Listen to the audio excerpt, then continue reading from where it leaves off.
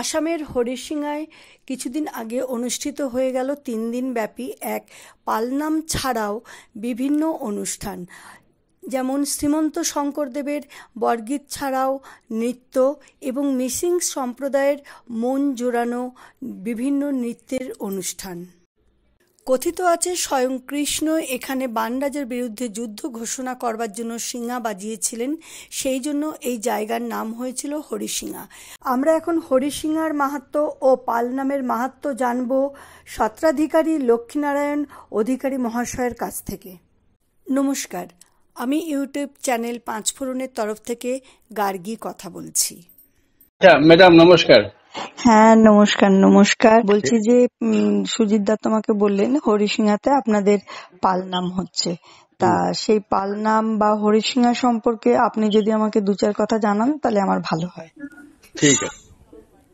প্রথমে আমি আপনার পাঁচফোড়ন চ্যানেলকে স্বাগতম জানাইছি, আর আমি আসাম থেকে আপনাদের সবাইকে প্রণাম জানাচ্ছি। হরিশিঙা ছত্রটা এমন একটা জায়গা, যে জায়গার আধ্যাত্মিক উৎকর্ষ সাধনের একটা কেন্দ্রস্বরূপ। ভগবান শ্রীকৃষ্ণর নাতি অনিরুদ্ধকে যখন বান রাজা বন্দী করেছিল, তখন ভগবান শ্রীকৃষ্ণ অনিরুদ্ধকে মুক্ত করার জন্য বান রাজাকে সঙ্গে যুদ্ধ করার একটা ঘটনা ঘটল। এই ঘটনাতেই ভগবান শ্রীকৃষ্ণ হরিশিঙার ওই জায়গার থেকেই যুদ্ধ ঘোষণা করছিল শিঙা ধ্বনি করে। এখানে হরি যখন শিঙা বাজায় যুদ্ধ ঘোষণা করছিল, তাই এই জায়গার নাম হরিশিঙা হল। আচ্ছা। আর আমাদের মহাপুরুষ শ্রীমন্ত শঙ্করদেবের নাতি পুরুষোত্তম ঠাকুর যখন সুন্দরী দিয়া ছত্র বরপেটাতে থাকে, ওনার দাদু বাবা সব মারা গেল, তখন তিনি দাদিমা সন্ধ্যা আই বোয়ারি কালপুরি আই মাধবকে বলছেন যে আমার নাতি তো বড় হয়ে গেছে, যৌবন হয়ে গেছে, ওর বিয়ে করতে হয়। তখন মহাপুরুষ মাধবদেব ওই হরিশিঙার চৌধুরী পরিবারে লক্ষ্মীপুরী আইর সাথে একটি বিবাহ কার্য সম্পন্ন করেছিলেন। আচ্ছা আচ্ছা। এখানে ভগবানের আশীর্বাদ পুষ্ট একটা জায়গা, যে জায়গার আধ্যাত্মিক আর পারমার্থিক সব দিক দিয়ে একটু বিকাশিত স্থান। আর মহাপুরুষ শ্রী শঙ্করদেব তখন ওনার জামাই হরি আর মাধবদেবকে বন্য হস্তি ধরার জন্য নিয়োগ করেছিলেন রাজা, আহোম রাজা চুহুংমুং। তখন ওই হাতি ওই গড় থেকে পালিয়ে যায়। তখন একটা শর্ত ছিল, যেখান থেকে হাতি পালাইতো তাকে রাজদণ্ড দেওয়া হবে। আচ্ছা। তখন ভগবান আমাদের গুরু শঙ্করদেব ওখান থেকে পালিয়ে যায়। রাজার হাতে পড়লে তো অনেক কষ্ট হবে, তাই মহাপুরুষ মাধবদেব আর উনার জামাই হরি ওকে রাজা সৈন্য ধরে নিয়ে যায়। আচ্ছা আচ্ছা। আর হরিকে শিরচ্ছেদ করে দেয়। মাধবদেব তো বিবাহিত ছিলেন না, উনি ছিলেন উদাসীন পরম ভক্ত। রাজা দেখলো যে ওর মধ্যে কেউ কাটা কাটা করার লোক নাই।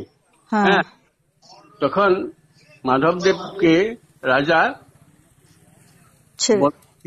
মুক্ত করে দেয়।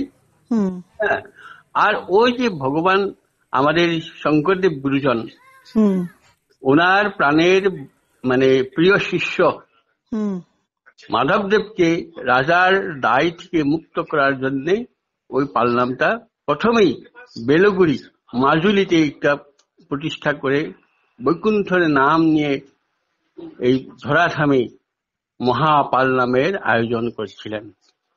আর আশ্চর্যভাবে যেদিনে পালনাম তার সমাপ্ত হয়েছে, সেদিনে মহাপুরুষ মাধবদেব শঙ্করদেবের কাছে হাজির হয়ে যায়। আচ্ছা, আর একটা কথা জিজ্ঞাসা করছি, শঙ্করদেব কি প্রথমে যখন ওই হাতিটাকে ধরবার জন্য আর কি সবাই পালিয়েই গেছে, মানে তো হাতিকে এবার যেখান থেকে পালিয়েছে সেখান থেকে রাজা তাদেরকে শিরচ্ছেদ করবে, তা হ্যাঁ, তা সেই জন্য কি শঙ্করদেব কি ওই জায়গা ছেড়ে চলে গেছিলেন নাকি অন্য কোনো কারণে? না না, বেলগুড়ি বলে একটা জায়গা আছে, হ্যাঁ, এই বেলগুড়িতে যখন শঙ্করদেব ছিল তাদেরকে হাতি ধরার জন্য নিয়োগ করছিল রাজা। শঙ্করদেবের বন্য হাতি তো কোনোদিনে ধরে নেই না, আর ওনার প্রয়োজন আছে যে বন্যর জন্তু বন্যতে থাকবে, আমার কি প্রয়োজন আছে ওনাকে বন্দী করার।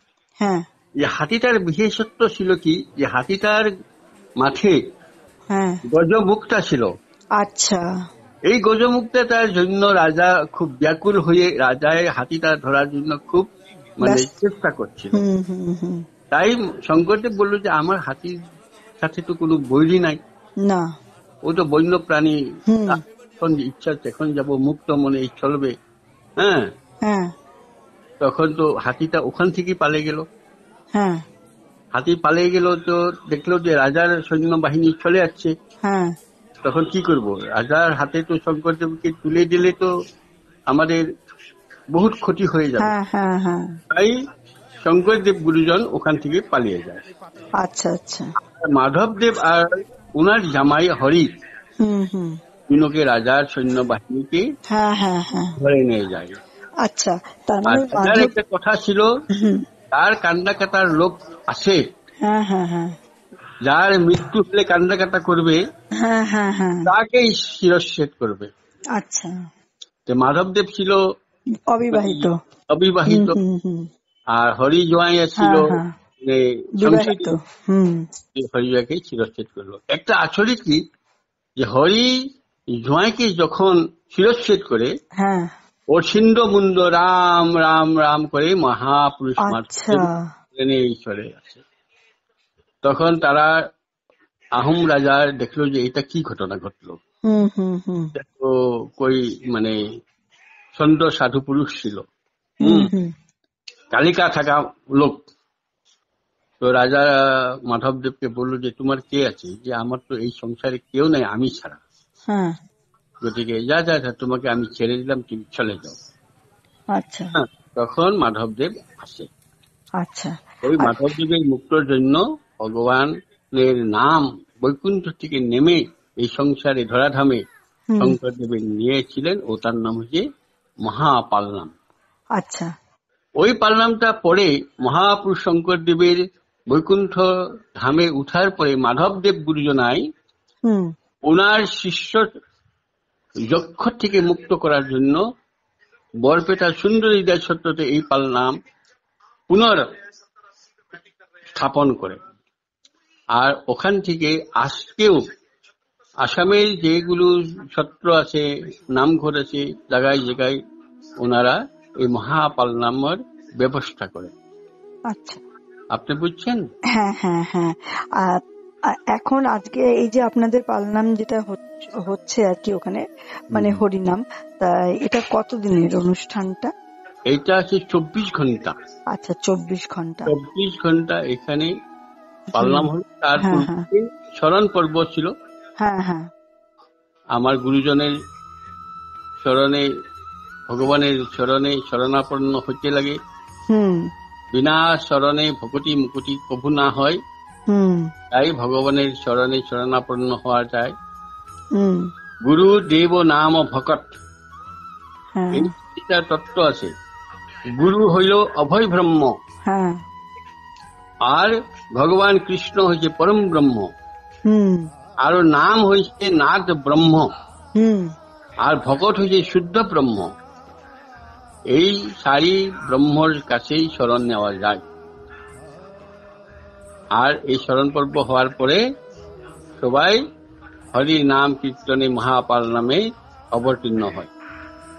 আর পালনাম খুব সুন্দরভাবে এখানে হয়ে গেছে। আচ্ছা আচ্ছা। আর কলিকাতা থেকে আমার সুজিত চক্রবর্তী দাদা আসছিল, আর ওনার সাথে 2 জন সুন্দরবন থেকে ছেলে আসছিল। তারা কেউ এইখানে খুব সুন্দরভাবে স্বাগত আর সম্বর্ধনা জানানো হয়। আচ্ছা, আচ্ছা আচ্ছা, আপনাদের আজকে তার মানে পালনাম শেষ হয়ে গেল? আজকে শেষ হয়ে গেছে। আচ্ছা, অনেক ধন্যবাদ আপনাকে। নমস্কার। নমস্কার। হ্যাঁ, ঠিক আছে, রাখলাম।